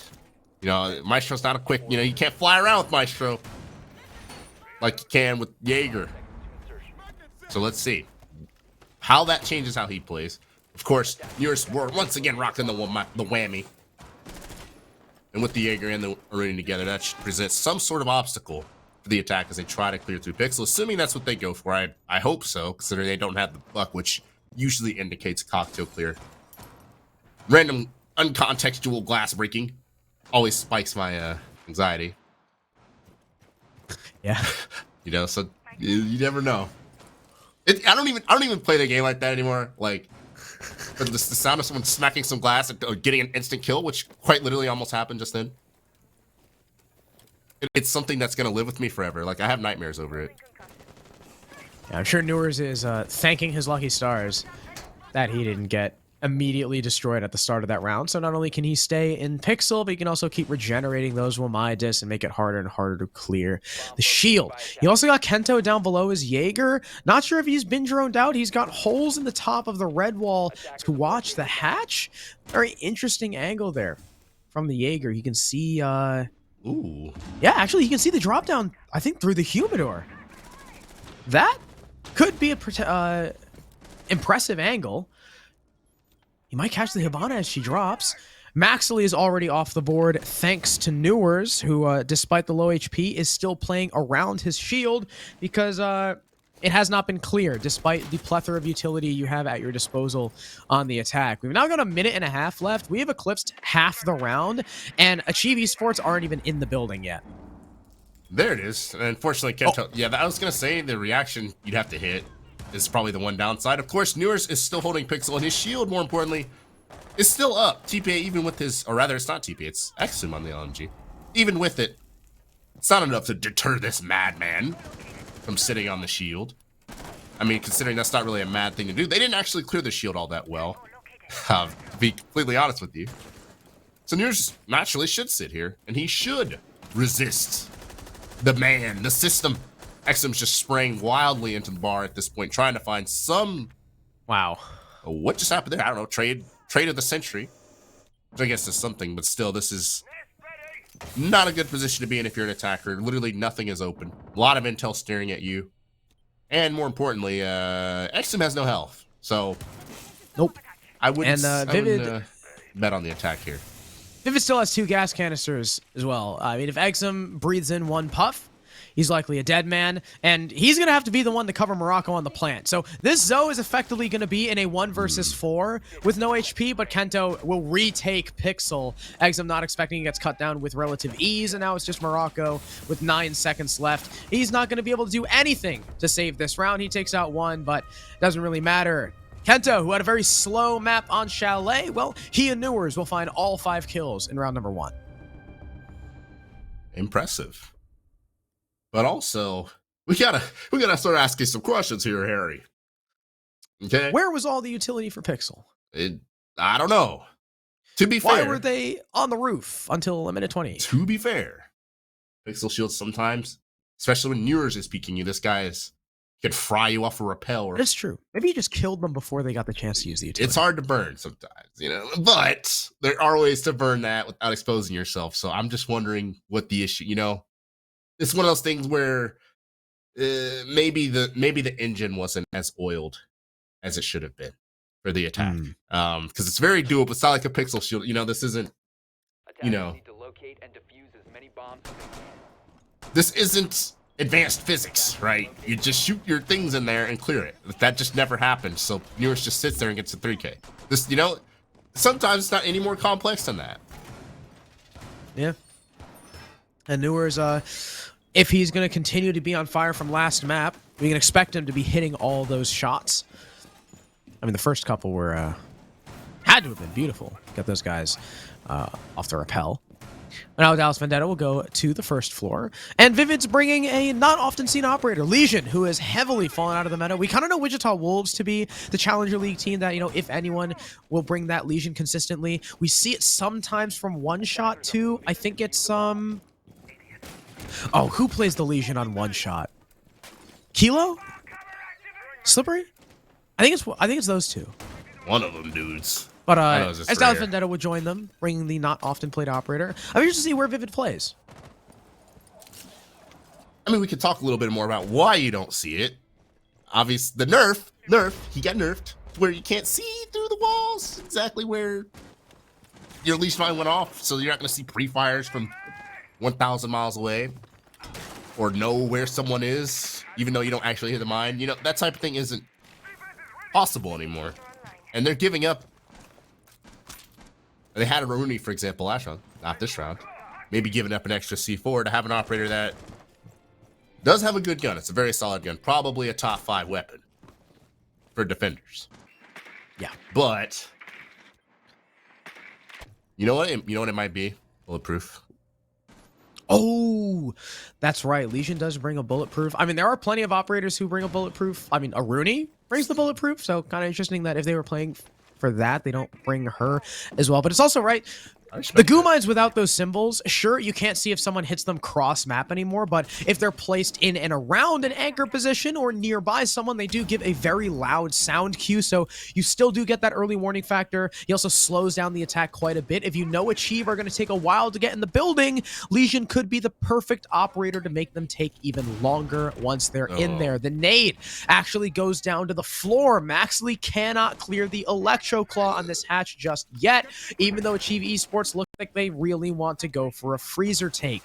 You've also got a pre-play C4 from Giddy, daring the Sledge of TPA to walk above the red hallway, but TPA is not going to go there just yet, just continuing to hammer away at the floor of Tran. I think the Electroclaw is finally gone, so here comes Morocco to open it, but I mean, he's finally opening this hatch with less than a minute left. TPA doesn't have any kills down on the anchors. He's still got a pre-play C4, and I'm pretty sure Inrio is still in VIP with that shield. Yeah, again, no clear here from Achieve. Well, one thing Legion's good for is on staircases, as they're eating those Legion mines as they go down the stairs. Not a lot of damage coming out from them, though. This is really going to come down to a staircase down the stairs into a lot of crossfires for the attack, because it doesn't look like they have anything else going for them. Flashbang gets caught in them with my disc, naturally. But, again, not much action. We're at 20 seconds. Bro, there's 20 seconds left, and literally no one's died yet. First gunfight does come through. Rocco goes down. What was that, a shotgun? In freezer? From a shotgun that far away, it looks like. Twizzler downs Newers. But again, we're at 10 seconds. 10 seconds. Morocco just got rezzed. What is going on? Of course the defense is going to win. Literally nothing's happening. Okay, we're at 1 second. And yes, Vivid, or Inrio rather, still in the sight. I don't know. That was Stall City right there.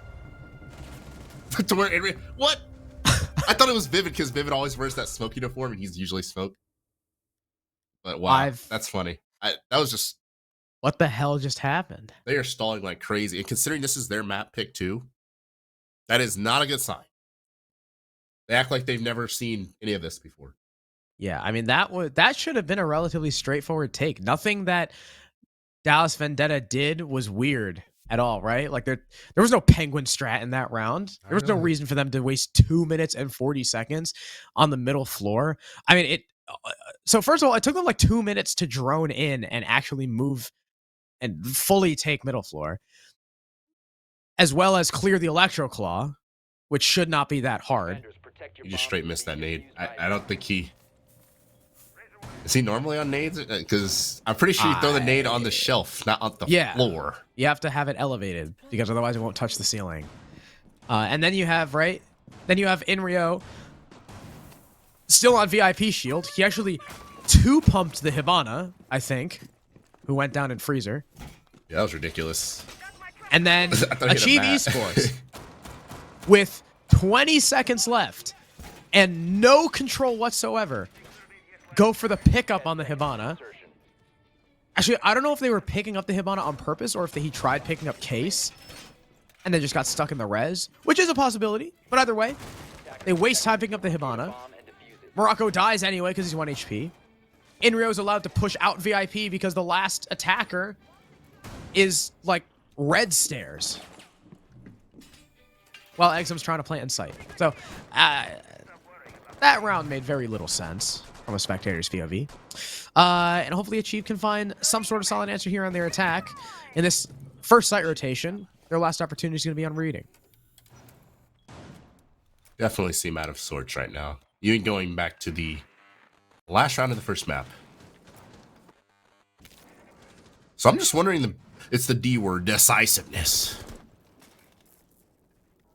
Calculated decisiveness needs to come through from Achieve. It just seems like they're out of sorts.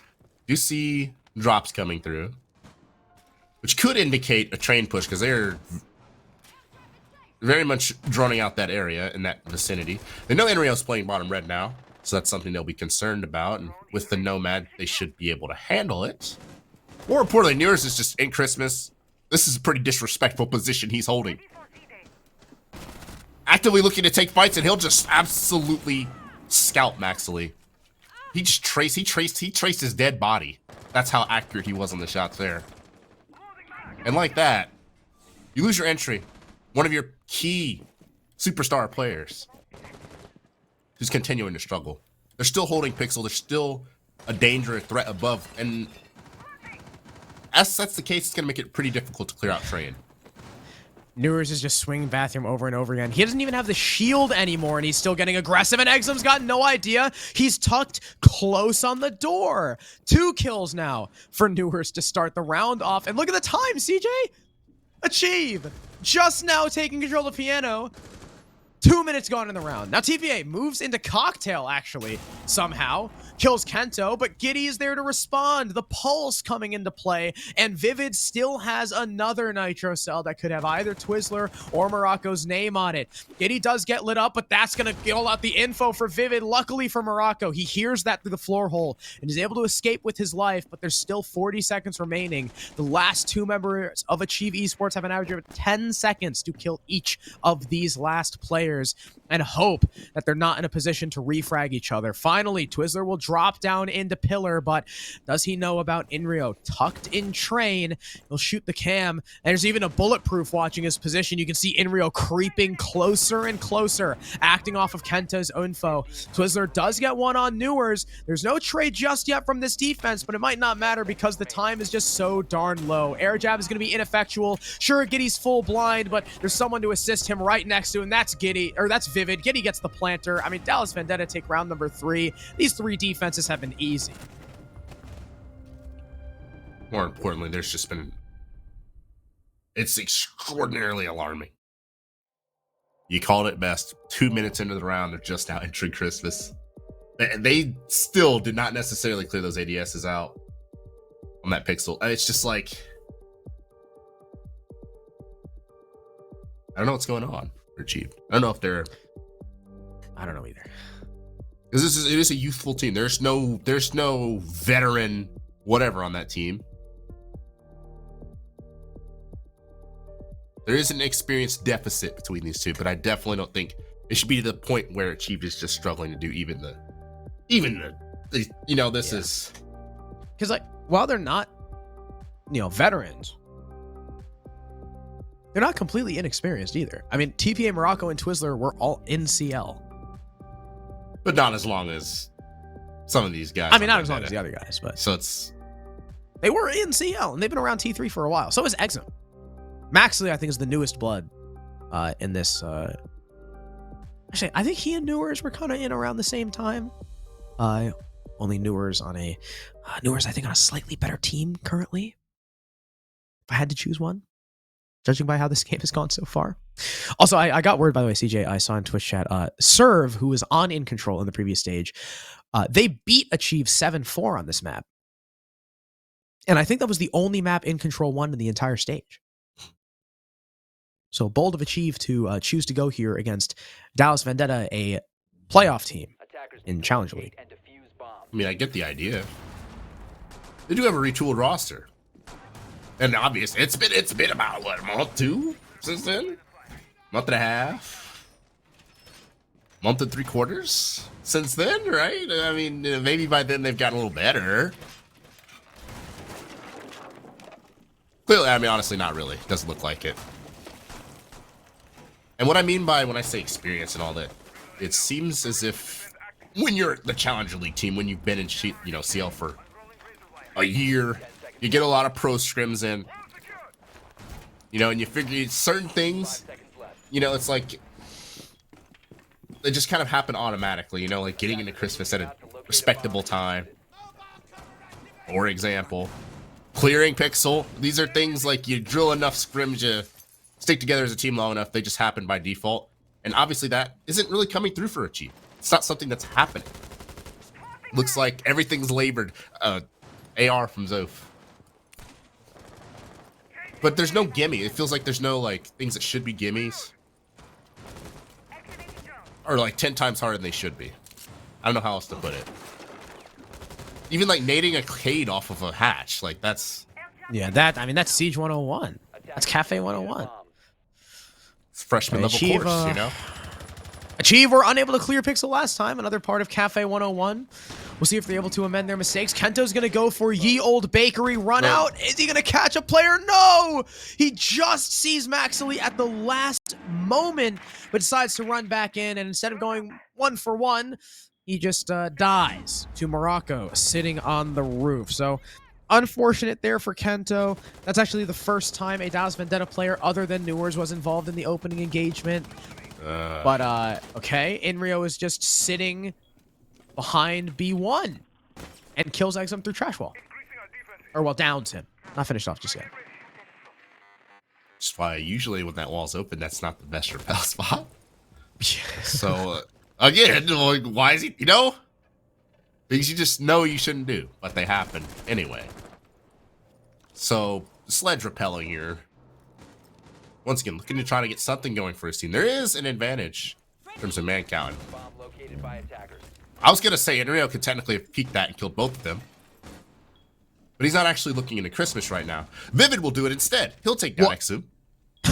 Just sprints up. And Max, no drone. No drone. Jerome has no idea that Enrio's actually playing the bar in that position. Giddy just gets faded away by Morocco. There's a chance this could be the first round for a Chief. It could. Though Morocco is low on HP, one bullet from most of these guns will put him down. Vivid's also still got gas canisters, but Inrio gets it up from the skylight, and he's not going to be able to play around Cocktail much longer because of those Hibana holes. Inrio's going to be in trouble. Vivid's going to have to do a lot of work here. Inrio holding the angle, lights up Twizzler, can't get the kill just yet. He eventually is finished off by TPA. Vivid gets the trade, 1 versus 2. Now both these attackers rather low. He finds one. All he's got to do is land one bullet into the body of Morocco and only delay 20 seconds. There it is, but Twizzler was actually picked up in time. Vivid still needs this 4th kill. 12 seconds left. He'll gas off one angle. Only has to look over towards Freezer. He's still staring at the gas forward of Freezer, but there it is through the wall. Charles Vivid will lock out the 4th round for DV. Vivid? You can't teach that. How does it feel to share a name with a man like that? I'm not worthy. My God. Charlie Vivid II, dude. Oh my good, that dude. He makes it look so easy, so casual with it too. There's also really, really good information. Ping Central. So you gotta credit his teammates for giving some good calls and saying, "Yo, Viv, Indeed. Yo, Viv, you got it, dog. I seen you win this." You know that's what they were saying. Because it's true, we have. We have. I don't know. I'm not gonna lie, I got really worried when he was staring at the where he just gassed, despite the Nomad being 1 HP. But luckily, there was no hole in the freezer wall for the Nomad to capitalize on him. I think that's I was shocked that Morocco actually got the pickup in time before Vivid killed him. But either way, beautifully played by the smoke. I mean, wow. I mean, he also went for the pickup in front of a camera. There was literally a camera there. That was it was both an incredible play by Vivid and some maybe a few questionable decisions by Achieve Esports, but I mean, Vivid just going to show why he is well, would you still consider him underrated? Because I know Vivid, you know, we used to say, right, Vivid is probably the most underrated support player, maybe one of the most underrated players, period, in Challenger League. Would you still consider him that? Nope. You think people are finally starting to recognize his genius? I mean, the guy's finished. I mean, his team has finished like the top 3, top 4, almost every freaking stage. I mean, he's been on all the Mickey teams multiple times. Yeah. At some point, Vivid is.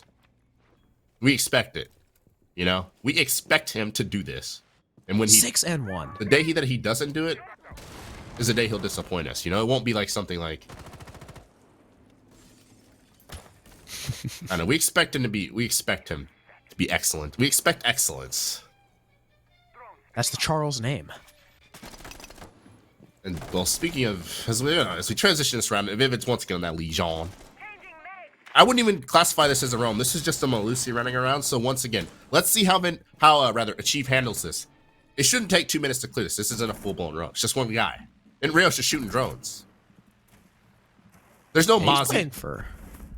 He's playing for fallback. I mean, hey, maybe he gets aggressive off the Yokai drone. I mean, he'll attempt to do just that, but it looks like Maxley wasn't even phased. I think that Yokai blast missed, which is maybe on Giddy there. What?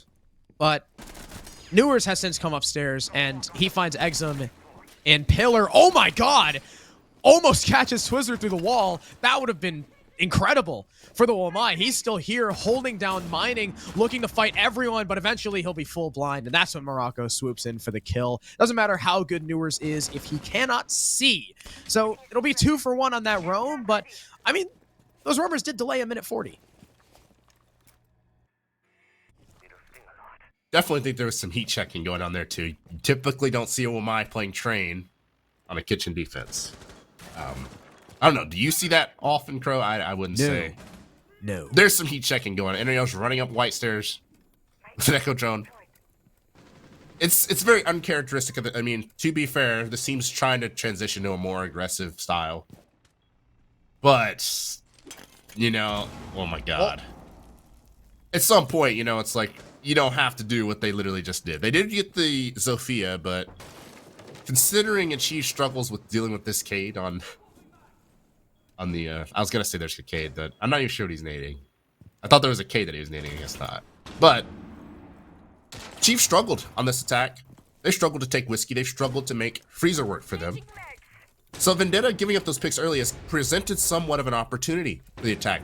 Could this be the round that Achieved gets on the scoreboard? Grenade perfectly timed from Maxley. He's heating up this round, his second. And Vivid now has to make something happen. He has to get mobile, and he's getting crossed like crazy. It's Giddy, though, with the Echo Drone. The Echo Drone could just win this round for the Vendetta, and it looks like it. The Ayana runs right at Giddy, but is there another one? Yes! Oh my god! Vendetta are gonna steal this round from Achieve off the backs of an Echo Drone from Giddy. Was there 2 of them? No, they just didn't shoot it the first time, I don't think. They didn't shoot it! I think it was the same Yokai. No. There had to be 2, right? There had to be 2. I thought he went up and down. Surely. No. I'm trying to think back. There had to be 2, man. Because that makes sense. I mean, that's where the I plant's guess so, gonna yeah. go, right? I mean, I guess so. I mean, that's where the plant's gonna go, right? It has to be there. I think that's safe. Oh, wait. Maybe it'll show on the replay. Maybe they killed one of those echoes on the roam, even. Like, I don't even know. So wait. Let's see. Here's Giddy. It goes down. Yeah, he went back down. He went back down before he popped up to kill Maxley. TPA, see? TPA, when he gets back on, TPA's still looking at the ceiling, but he's looking in the wrong spot. So that was the same Echo Drone. Biblical play. Wow. Giddy too, Liddy. My God. And I mean, Achieve Esports, despite, again, taking like 2 minutes to actually do anything, they did find a couple early kills. Sure, the execute was way later than we would have liked it to be, but I mean, there goes the power of that echo, right? Dallas Vendetta reading into the fact that Achieve Esports simply don't know how to get in the building when it comes to Cafe. They bring those yokai drones. I mean, sure, aggressive yokai doesn't work to find in-real kill. Newers gets clapped as well.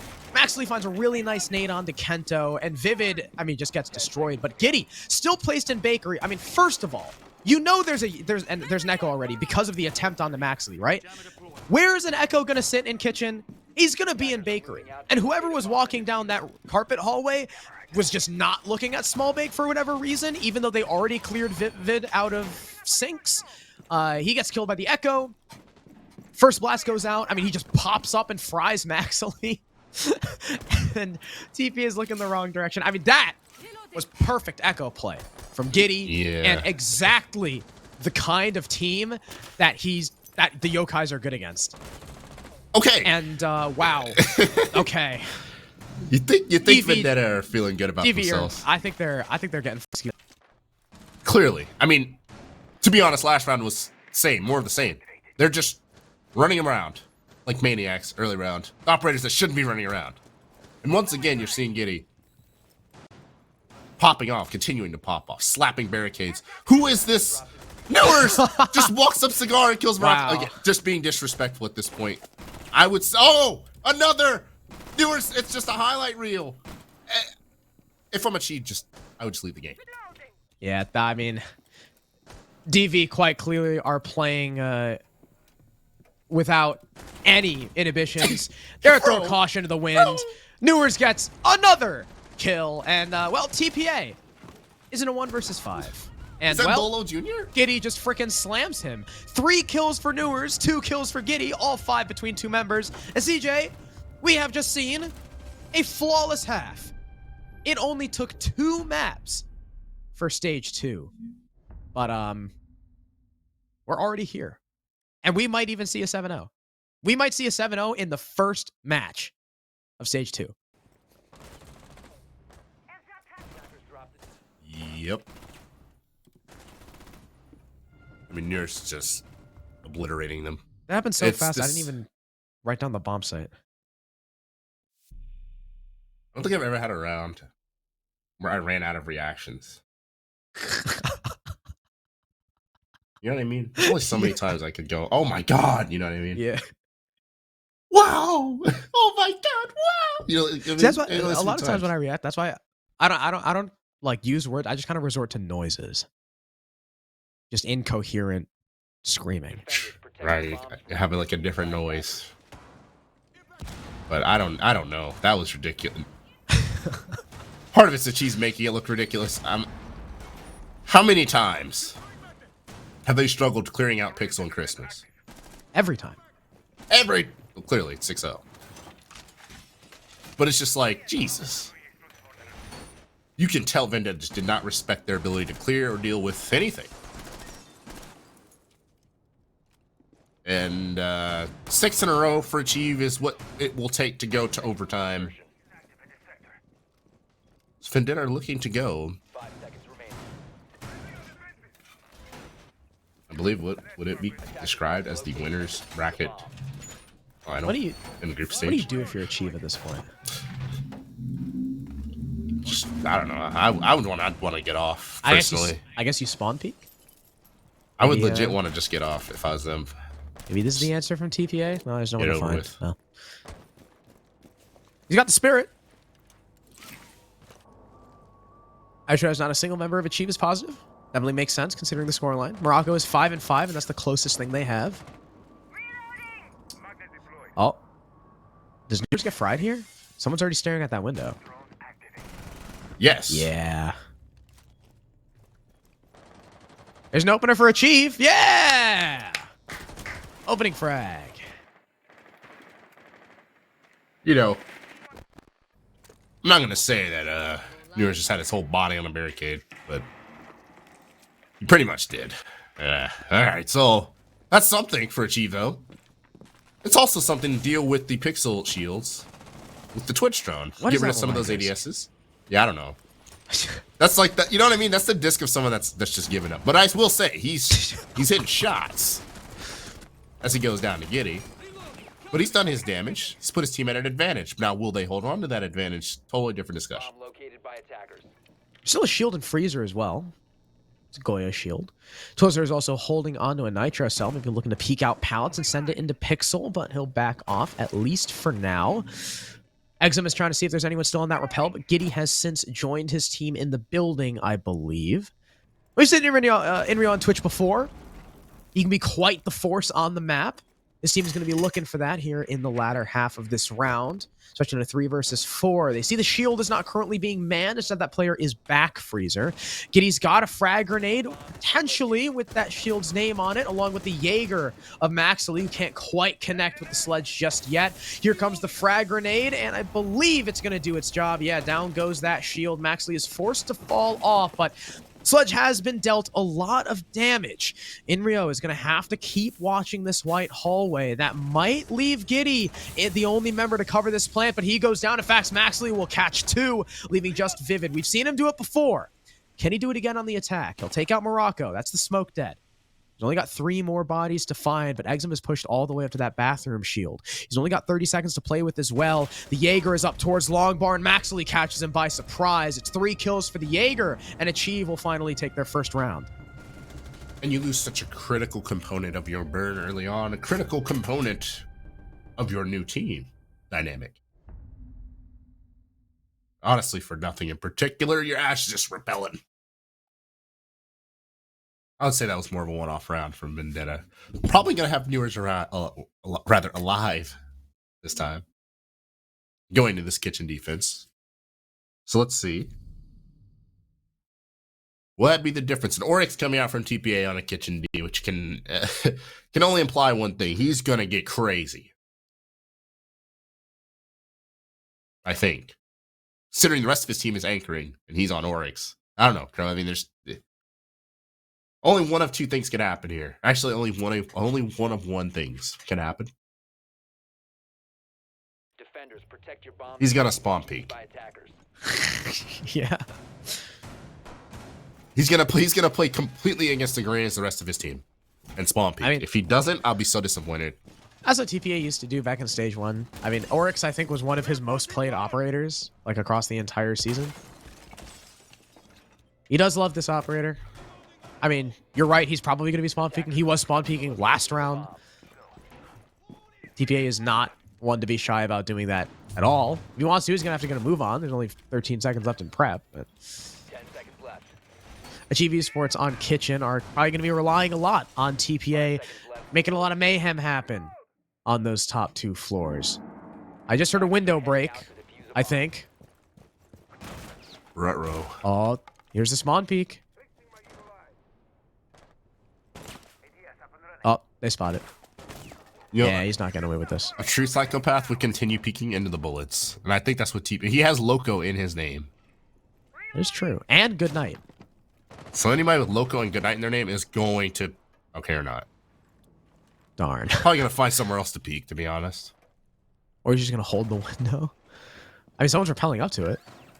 You can find a kill. he's playing for Carnage and Chaos right now. I can tell you that. Why would he be much. playing for Carnage? He's in a different group. You know what I mean? He's trying to he's trying to instigate. He's not falling back. It looked like Kento was going to take the fight with him. TPA was aimed right where he needed to be, but he's going to fall back. He's going to go back to the site. He says, all right, you know what? I wasted a minute. I got 2 drones. I don't want to be the first line of defense against the Dallas Vendetta clear all by my lonesome. So Dallas Vendetta move into the building. They start sledging away. Soon they will realize that the second floor is cleared, and Giddy will be able to do some very nice vertical destruction. We saw it come very in handy when it came to their chalet attack, and it is just as important here on Cafe, especially on Kitchen. TPA is going to set down barbed wire halfway through the round, apparently. Okay, and the sledge is going to work, but do they know about Maxley coming up red? You should always have an internal clock in your head that be worried about someone flanking, even with their jabs. Giddy's experienced enough to know someone could flank, should flank. Also an air jab. It's also cameras. People are, yeah, I don't know. Now, if he gets this flank off, that would be the most ridiculous thing of the year. Drops coming through. Newers is so deep into the site right now. Everyone's dying for Achieve. The Cade wins that gunfight. He has to land the C4 within the next 1 point, whatever seconds. Doesn't. And well, the plant's down. He's got 1 HP. And Vivid wins that anyway. Vendetta are going to win this one 2-0. They're off to a good start in Group A. Incredible work from Dallas Vendetta. 7-4. There were worrying moments on Chalet, but I don't think I was concerned at all on Cafe. Not once in the entire map.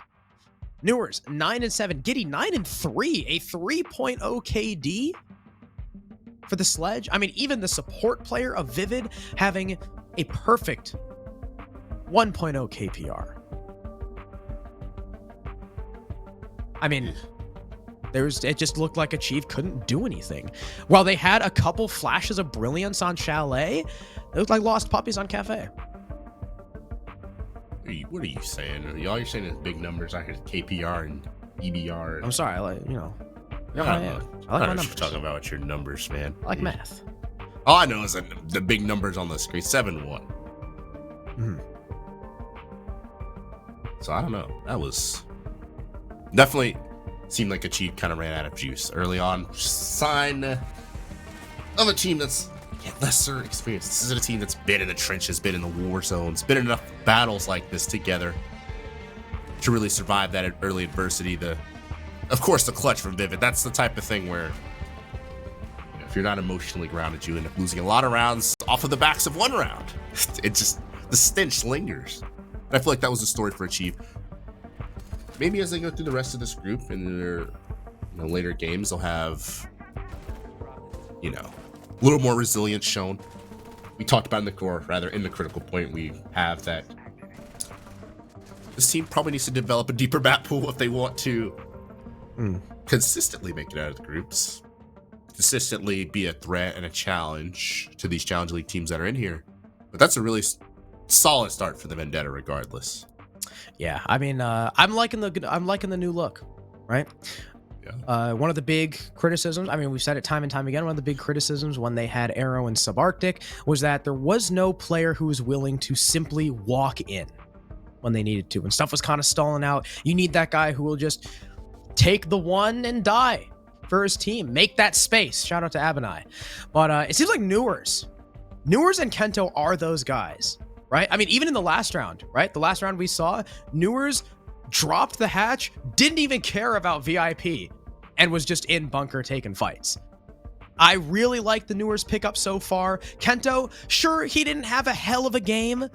I think he was negative across both maps. He was only even on Cafe, but I mean, with Newers doing all the work, he didn't really have to. We know Vivid and Giddy can step up. In Rio, sure, it was not playing as much of an active part on the scoreboard at least, but of course, that's not his fault. He's playing a little bit more of a passive role, especially on Chalet. DV looked very well put together, but I think the real test, I mean, after Achieve, I think the real test is still going to be next week. May not be it next week, man. Allegedly. This is so funny. I don't know if it's true or not. Yeah, TPA, it might be a joke. TPA might be a jokester. He does have Loco in his name and GN, so he might be a jokester, but he said, I'm LFT. He already tweeted it. I'm LFT. That's... Could you imagine? That's kind of funny. Could you imagine? It's hilarious, actually. Imagine if he's serious. Just like, yeah, I'm done, y'all, bro. Like, what the hell was that? I'm done. That'd be pretty funny. That's really funny. That would be freaking hilarious. That would be funny if Achieve don't even make it One past game. the first week. I mean, hopefully it's a joke. I mean, hey, TPA could also be, looking for other opportunities while still playing with this team. But yeah, after today, that didn't really inspire much confidence, especially with the Aerial Rise pug stack just around the corner. But we've got an interview for you guys. It's going to be Inrio, who is finding himself on that new role, picking up Arrow's roles, I believe. Inrio, Hello. how How are you doing, DV? I gotta say, I'm liking the new look. Thank you. I appreciate it. I like the name. I like the tag too. It's pretty cool. Yeah, and I mean, right, so, as you know, one of your guys' biggest criticisms was that sometimes the flood style of play didn't always work out if teams were ready for it. Sometimes, you know, you guys didn't have that player who's just willing to walk in. So how is Newers and Kento slotted in? I mean, we already saw Newers has been super aggressive. It's amazing having those two entry. When I just sit back on the flank watch now and chill and just watch Newers just click heads left and right, and then Kento getting his little 2 or 3 Ks here. It's pretty impressive how like nasty they are on the entry. Yeah, and I mean, Newers, I mean, we were clearly seeing him playing with absolutely no fear at all. And I mean, what kind of gravitated you guys towards him with plenty of other more experienced talent? I mean, you're taking Newers straight from only a couple months playing from T3 and sticking him in T2. What was so special about him? What's special is that what Vivid was really looking for is just someone that can take first engagements and is a more aggressive player and has an S shot. And basically that's what Newers, you can easily bring someone into a system and teach them the system to play in a structured game style, and they can always keep their basically their gun skill and basically win any one they take. And regarding your play as well, I know you said you were kind of picking up more of Arrow's roles, and we know you know, for so long you were that Ash main, you were that aggressive player who would just walk in, and then on KCP you were on a different role, you were on that sledge, not performing nearly as well, and here we were kind of had some concerns with you on different roles, but how are you liking the flank watch and the kind of flex role so far? I'm liking it. It's still something to adjust to. I still learn things here and there from scrims thing. It's pretty, I mean, it's pretty fun really. All you could do is sit on camps half the time and sometimes just hold cutoffs and get freebies. Yeah, that's kind of the thing about flank watch, right? People sometimes call it professional baiting. You can kind of just sit back and relax and watch those drones. But anyway, I mean, you guys are looking really good. I really look forward to seeing you guys next week. While Achieve may have been not a real test, I think your real test is going to come next week with whoever ends up winning that game, whether it be, I think, right, Wichita Wolves Academy or who else is in that group? Arrow. It's Arrow's team. I don't know who's Arrow's team. Yeah. Oh, that could actually be a pretty fun game. Yeah. You guys versus Arrow. But congratulations, Inrio. I mean, I look forward to further improvement. I mean, again, Vivid as well. Super underrated. I mean, showing up, clutching time and time again. Before we sign off, is there anything you guys want to say to your new fans, your new org of Dallas Vendetta? Well, we appreciate all the support. Dallas Vendetta is an amazing org from the time we have been with them for a little bit of time. I really like them. They're really cool, nice people, amazing people. I really do enjoy this org. Thanks to all the fans that support us and stuff that comes out and watch us. And yeah. Yeah, so I mean, congrats on your first win. Congrats on finally you guys getting an org. I know it's been a long time coming ever since you guys were, I think back with SH was the last org you had. But Inrio, we'll see you next week. Congrats on the win. Have a very good night. Thank you. I appreciate you too. Wait, what? Investigation files on an org? Yeah, go figure. Huh. Neither was Oblation or bread baggers. That's kind of crazy. I didn't think about that. Yeah, the only org they've had, I think, throughout the entire team's inception was SH for one stage of CL. So hopefully Dallas Vendetta lasts a little longer. Like Inrio said, they're liking the org so far. I mean, look at the stat line. Not a single player on Achieve Esports was positive. The highest being TPA, who was -1. Meanwhile, the lowest player on Dallas Vendetta was Kento at -2. Everyone else doing the work. I mean, Vivid, 15-7, just above a 2.0 KD on Hibana Smoke. He's incredible. Newers, 81% cost. His debut game going 21-13. I think we can keep expecting big things from him. I think we can expect better, even higher highs. Because I like how Enrio phrased it in the interview. It's what Vivid needed and what he wanted. Because, you know, I will say that was, as I said before in pre-show, like, that was something that team decisively was missing. Now, I say that, Carl. That's like, depending on how you interpret it, that's like some shade at Arrow and Sub. I don't know what Sub's doing. Sub's like a teacher at a university or something. But Arrow is in this group, bro. He's on Judgment Day. He is. There's a good chance. There's a very good chance those two will play each other. And we get to answer this question for real. Who needed who more?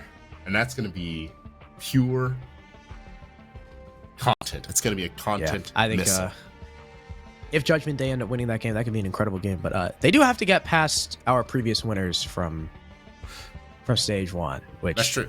which is tough. I think if they go up against Dallas Vendetta, that'd be a rematch, I think, between them and Exeter. So that could be cool. But Newers has been doing incredible. I like Newers so far. But before we cut to a break and get our second match ready, of course, we need to thank another one of our sponsored, Mavix, the official chair partner of both Nerd Street and Localhost. You can go and buy a chair at mavix.com/nerdstreetgamers. They are built, of course, with the utmost of ergonomics in mind. You can get as low as $22 a month. Use our code NSG55 for $55 off your chair. You can even buy add-ons that give them air conditioning or heating. How freaking cool is that? Mavix gaming chairs, I mean, they've been with us for so long. Their chairs are pretty rad, and I could definitely use one because Serena's chair really sucks. So maybe, when that CL check hits, I'll be looking at a Mavix chair. But thank you all for watching so far. Thank you all for joining us for our debut game. Maybe it was a little bit quicker than we would have liked, but we've got another one on the docket. It's Wichita Wolves versus the Aerial Arise Pug Stack. Don't go anywhere. We'll have that just after this short break.